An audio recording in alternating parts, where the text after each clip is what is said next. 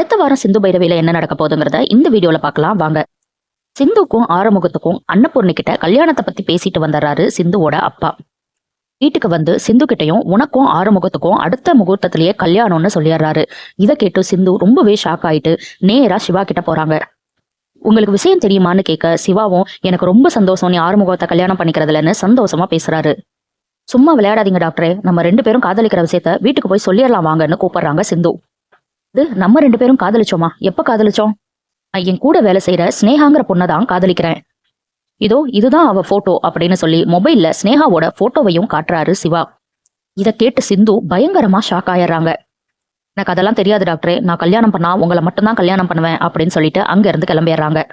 மாப்பிள்ளை யாருன்னே தெரியாம சிந்து கல்யாணத்துக்கு ஒத்துப்பாங்க. மேடை வரைக்கும் யாருன்னே தெரியாம போய் அங்கதான் ட்விஸ்ட் நடக்கும்னு எதிர்பார்த்தேன். ஆனா பரவாயில்ல, எல்லாத்தையும் முன்னாடியே சொல்லிட்டாங்க. இனி என்னெல்லாம் நடக்க போகுது அப்படிங்கறத நம்ம பொறுத்திருந்து பார்க்கலாம்.